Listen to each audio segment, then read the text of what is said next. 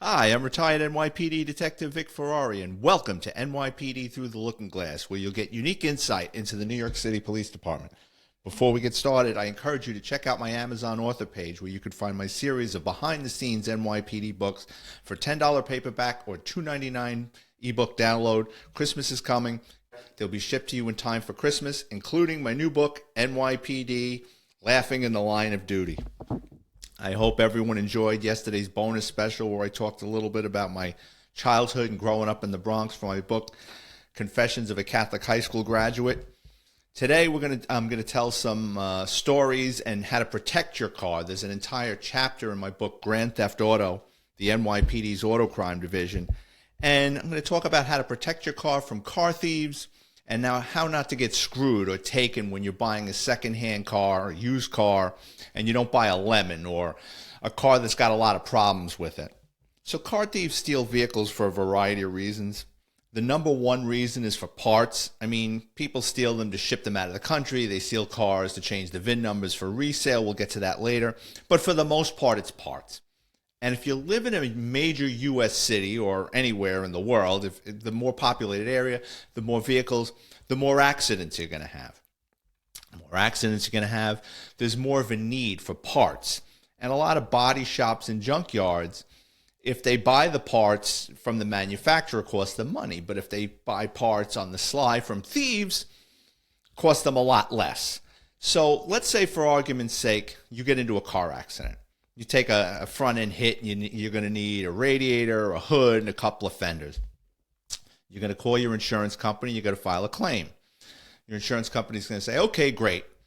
Go and start getting some estimates. So you go to Body Shop A, and Body Shop A tells you, yeah, it's going to be about $3,500.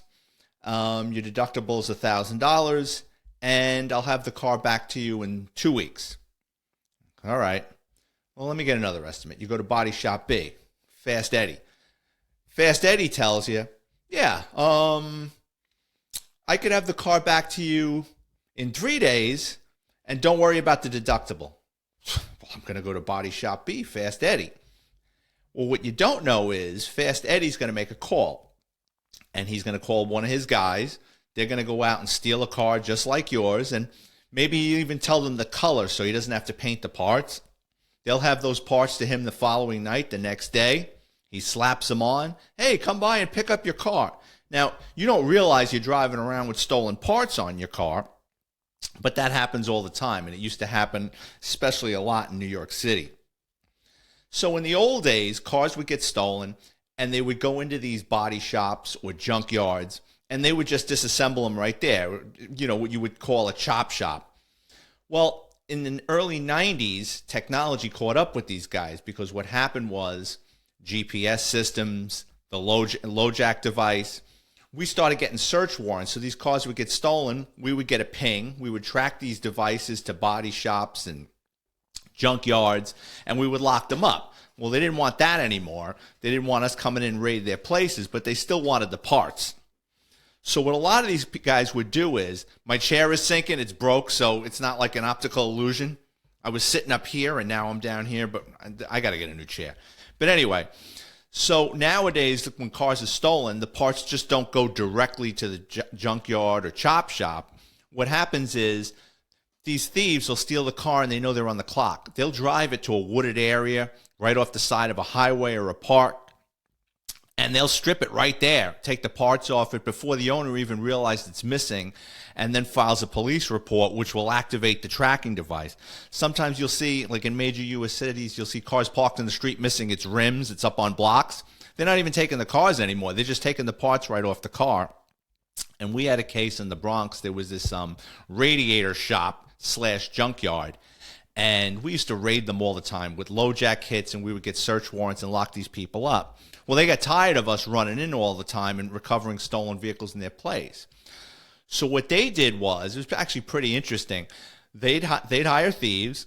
The thieves would go out and steal cars, and then the thieves would park the car on a crowded street, usually in front of a school, believe it or not, a middle school, a high school, a grammar school. They'd park it, and then they would pay an old man in broad daylight, so you'd have a stolen car parked in front of the school.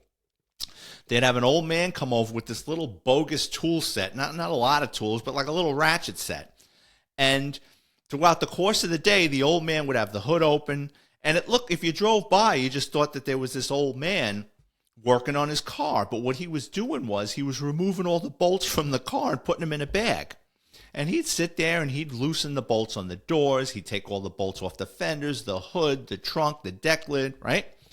Then probably about 5, 6 o'clock, so after school let out and all the teachers leave, right, and most of the cars are gone surrounding it, a van would pull up and 3, 4 guys would jump out and just pull the sheet metal off the vehicle. So they'd start pulling the fenders, the doors, everything off it because the old man had taken all the screws off.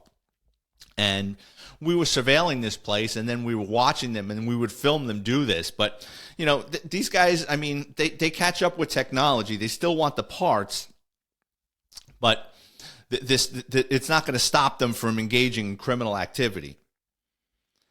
So how do you protect your car from getting stolen? Well, you're going to have to think like a car thief. And I'm going to give you a little mindset into a car thief. Yeah, I know nowadays cars are high tech and these guys now have to invest, you know, into chip readers and all this stuff. But in the old days, and for older cars, the only real overhead being a car thief is getting caught. It's the ass whooping you're going to catch if the owner comes out and grabs you, or doing a little bit of jail time. So that's really the only overhead. So what you got to do is layered protection to protect your vehicle. And an oldie but a goodie is the first thing I would recommend if you live in a major U.S. city or you park your car in the street and the neighborhood's not so great, go out and buy the club. Remember that thing? It was in the 90s. It was a red metal bar. It'd go across the circumference of your steering wheel and it would lock. So if someone broke into your car, they couldn't drive the car because the club was there and it would make it difficult for someone to turn the wheel. Now, car thieves back in the day figured that one out, and what they would do is they would bring a hacksaw blade, and they would saw the steering wheel and pull it right off. But chances are nowadays, kids aren't driving around with a hacksaw blade. You want to make the car as unattractive as possible to a car thief, and I don't mean painting it that god-awful Mary Kay pink. What I mean is unattractive. Put things on that car that once a thief gets into your car or even sees it up front says, you know what, this is a pain in the ass. I'm going to move on to greener pastures. So if they see the club there and you've got a Toyota, a Honda Accord, there's a million and one of them out there. He's going to see that thing and he's going to say, do I really want to screw around spending that extra 5 minutes in that car sawing this guy's steering wheel to take this car, or I'm going to move on to the next one. Now, another inexpensive way to protect your vehicle is getting a hidden kill switch. And basically what it is it's a little toggle switch or a push button. And you have it wired to either the starter or the battery.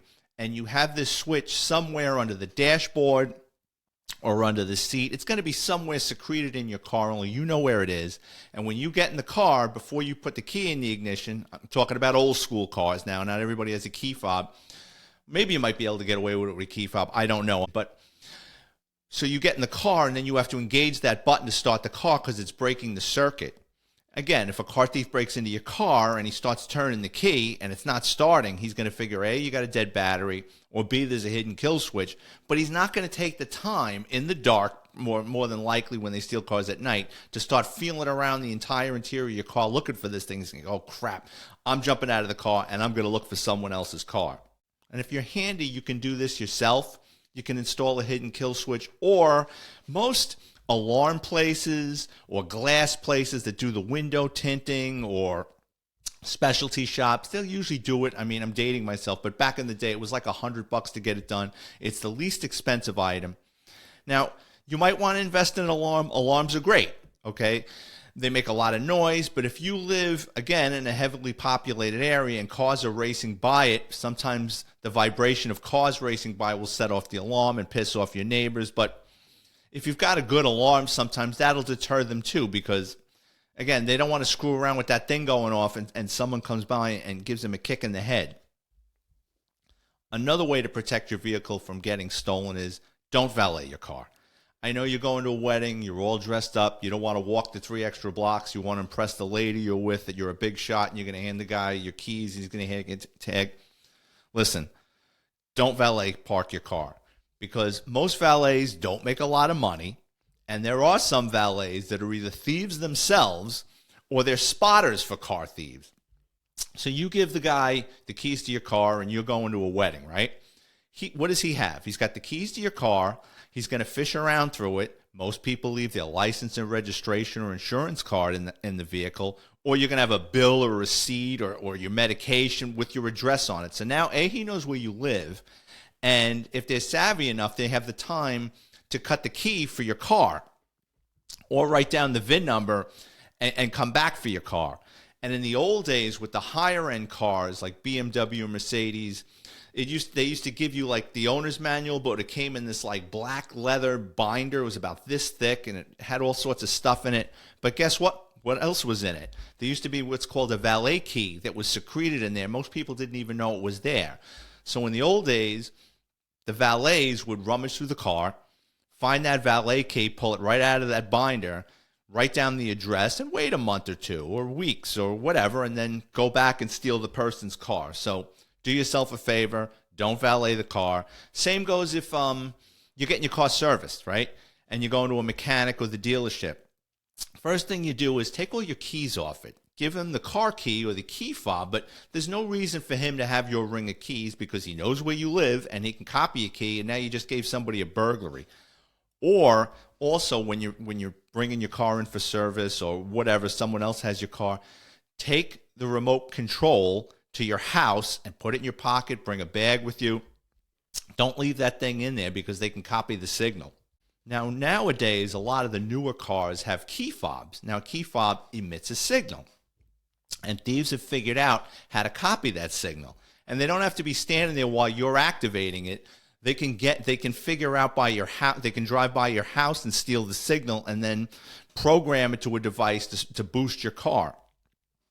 A great item, and it's $30, $40. Go on Amazon and buy yourself what's called a Faraday bag or pouch. What it is it's a little pouch about this big, and it's soft, but it's lined with copper. And when you put your key fob in there and you close it, the signal is not going to the outside world, so thieves can't copy it. And another great thing with a Faraday pouch is you can put your cell phone in there at night, or if you're going someplace, no one can track you because it stops the signal from your phone going to cell towers. So do yourself a favor. If you've got a car with a key fob, spend $30 on a Faraday pouch. And if you're going to the gym or something and you're locking stuff up, just throw it in that pouch. Or even at night when you come home for the night, put the key fob in the Faraday pouch, because thieves can drive by your house, and if it's not in the garage, they can start your car. They have signal boosters, so they'd stand outside your house with this device and boost your signal from the key fob to your car. I know it's James Bond-like and ingenious, but that's what these guys are doing nowadays, because they're not going to stop trying to steal your car, even though technology has made it more difficult for them to do it. If you own a motorcycle, chain it to something. A lamppost, a fence, whatever. I know you're going to say to yourself, I've got a brand new Honda or a Harley Davidson. It weighs 1,000 pounds or whatever it is. Listen, I've run cases in New York City, and I've watched it. We had an informant that used to tell us these guys were going to steal motorcycles, and we'd watch guys pull up in a stolen van, minivan sometimes. They take the seats out. They'll pull right up to a motorcycle parked on the street. 3-4 strong guys get out, get on either side of that thing, lift it up, and just toss it into a van, and they're gone in seconds. So if you have a motorcycle, you're not immune from it getting stolen, even if you have like an anti-theft device on it. Chain it to something, put a lock on the wheel, whatever, because these guys, 3-4 strong guys, they'll pick that bike up and throw it in the back of a van or a pickup truck, and they're on their way. Well, now that we've covered how to protect your car from getting stolen, now let's talk about buying a used car.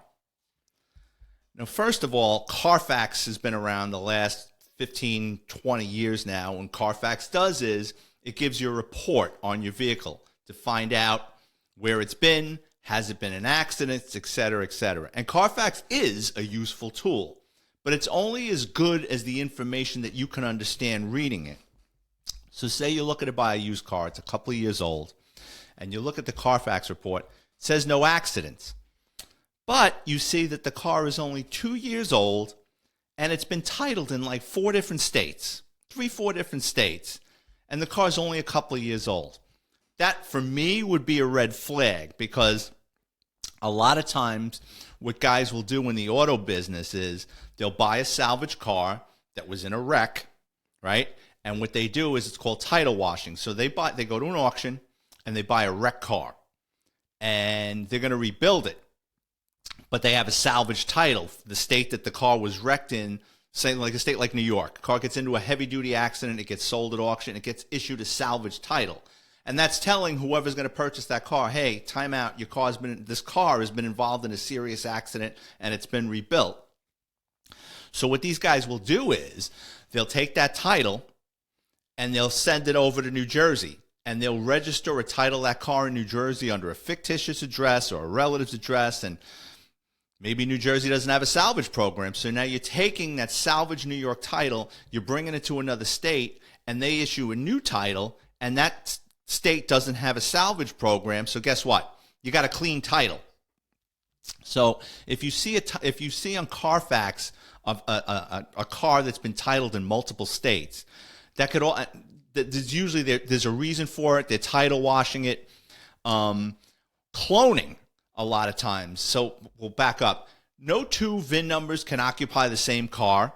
So if you go on Carfax and you live in Florida and you see that the car is supposed to be in Ocala, Florida, but at the same time it's in San Diego, California, nope. Chances are it's stolen. So what thieves will do is, I live in Florida. I want this brand new BMW. So what I do is I call my cousin in California. I go find me a 5 Series red BMW and take a picture of the VIN number. So my cousin in San Diego, California takes a pic, goes to a shopping mall, sees this brand new BMW, takes a photo with a VIN. What I do is now I've got this VIN number, and I'm really good with computers, or I know someone that creates a VIN kit, and I'll go to somebody and they'll create a VIN kit with all the stickers and vehicle identification number. Now here in Florida, what I'll do is I'll steal that similar red 5 Series BMW, and then I'll take those numbers and I'll mask the stolen vehicle. And then when I'm done with it, I'll sell it to somebody. So if you're looking at Carfax and you see a vehicle is in the same place at the same time, call the police, call your police department. If they have an auto theft squad, explain to them, say, listen, I'm looking at this car and it's titled right now or registered in 2 different places. So for argument's sake now, Carfax looks good. You're going to take a look at the car. I know it's going to cost you a couple of bucks. Bring a mechanic with you to look at the car, especially if you don't know anything about cars. Bring an auto mechanic with you. Have them look at the car, or bring the car to a mechanic shop, or have someone look at that car.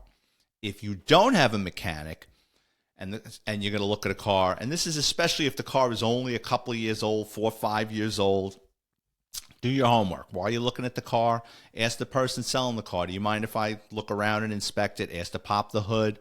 Look under the hood. Look at the bolts that are holding the fenders on, all the bolts. Look to see if they're the same color as the paint underneath the hood. Look to see if there's been a socket on them. And what I mean is, have the bolts look like a wrench or a socket has turned them, or the bolts chipped or something, because off the assembly line, those things are painted on. They look perfect. It shouldn't look like they were taken on and off. Also above the radiator, you have that metal shroud. Make sure, look around there. See if something's been smashed or hit underneath there. Also underneath the hood, does it smell like paint? Now, I know a lot of people are going to say, well, I don't know what auto paint smells like, and that's true. So what you do is, before you're in the market of buying a used car, stop by a body shop that's got a spray booth. Just go in there and ask a question or something. The smell will stay with you, and then when you open that hood or open a door of a car and you'll smell auto paint, the car's been painted. Also, if the car is 4 or 5 years old, the doors, fenders, it shouldn't be creaking when you open a door or open the hood or open the deck lid. Chances are it's been hit. If you can look underneath, look up. If you can get your head underneath there, look to see if things have been crushed or pushed around. Okay, so the car looks good. Now you're going to start looking at the paperwork. First of all, the paint. Look, most titles, most states has the color of the car on the title. It should match the car. If it doesn't, it's been painted or there's some kind of chicanery going on. Walk. Make sure the mileage on the odometer is close. I mean, it's not going to line up 100%, but it should be within a certain 1,000 miles of what's on that odometer.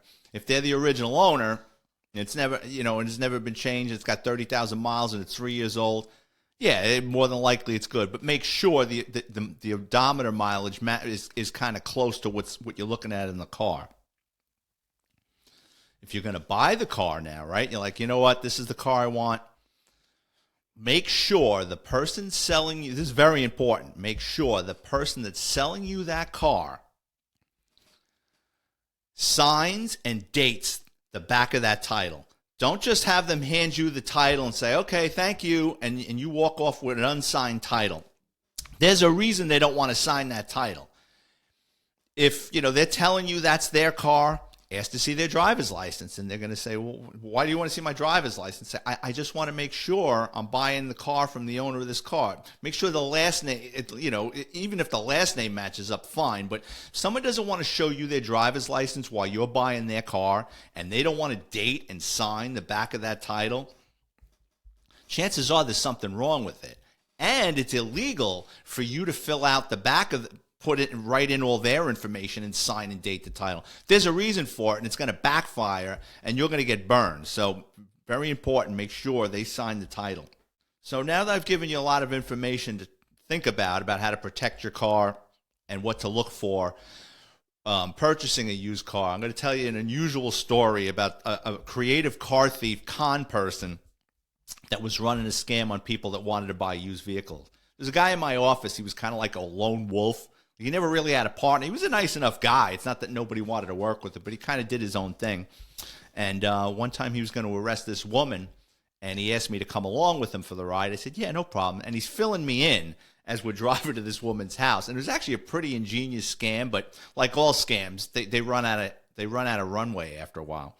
So what this woman would do is, she had, oh God, this is like 20-something years ago. She had like a Toyota Camry. And what she would do is she'd take a bunch of photos of it, and she would place it for sale on Craigslist. And, for a pretty decent money, right? So people would come by, they'd look at the car, they'd kick the tires, they'd negotiate a price. She'd sell them the car, and while she was selling them the car, she would chat them up. Oh, where are you from? Oh, yeah. Oh, I used to live over there. Get as much information out of these people as possible, right? She'd sign the title over to them. She'd give them the keys. She'd collect the money, and they would drive off with her car. Well, what she would do is, before she put the car for sale, she ordered a duplicate title. And then what she would do is, she'd wait a month or two. She knows where you live because she asked. She had a key for the car. She'd go back up to whoever she sold that person the car. She would steal the car, bring it back to her house, take the duplicate title, and then she would do the scam again. And she had sold that car like 2 or 3 different times. Finally, some guy who got the Camry stolen went online looking to see another Camry a month or 2 later, sees the same exact car, same exact phone number. So we called the auto crime division, and this detective got involved. So we went up to her house, the car. And here's another thing. So when the person would report it stolen with the first title, she would wait, and then before she went and stole that car back, she would go to an NYPD precinct with the title. She would recover her car. She would recover the car, and then she would go to a precinct and go, yeah, I had a problem with my boyfriend, but I've got the title now. And she would sweet-talk some cop who really didn't do his homework. He'd go to the computer and cancel the alarm for her. And this worked out for her several times until this cop in my office figured it out. And we went up to her house up in the Bronx and arrested her, and she was pissed. It was pretty funny because when we went to get her, she was like, well, what's this all about? And like, the car you keep selling that's stolen? She just kind of made a face. She didn't say anything. She lawyered up immediately. And I'm sure probably because it happened in the Bronx, absolutely nothing happened to her. So I hope you enjoy this show. I hope it was informative. I hope it saves people from getting their car stolen. And I want to thank all of you for tuning in, especially my listeners in Pacific Palisades, California, Warren, Ohio, Princeton, New Jersey, Palm Coast, Florida. I want to thank those people for tuning in. If you work in law enforcement or have an interesting criminal background and you'd like to be a guest on the show, drop me a note on Twitter or Instagram at VicFerrari50. And if you have questions, hit me up. Oh, another thing that's important. If you listen to this podcast and you have the time, I'd appreciate it if you just go into Apple or Spotify and give me a review. I appreciate it because that helps grow the podcast. People are more willing to take a chance on a podcast that's got reviews. I don't expect you to write out a whole review. Just give it a star rating, whatever you think the podcast is worth to you. And if you enjoy the content, again, please check out my Amazon author page where you'll find all my series of NYPD behind-the-scenes books. They're $10 paperback, $2.99 ebook download. And this book, NYPD, well, they all start with NYPD except for this one, but Grand Theft Auto, the NYPD's Auto Crime Division, it details my 10 years in the NYPD's Auto Crime Division. It's got stories about chop shops, car thieves, scams, all sorts of stories. I had a diplomat bring a stolen car into the United States. There's all sorts of crazy stories in there. So I encourage you, if you're into auto theft or like stories about that, check out Grand Theft Auto, the NYPD's Auto Crime Division. Well, I want to thank everyone for tuning in, and I'll have another episode out next week. And God bless, and everybody have a safe weekend. Thank you.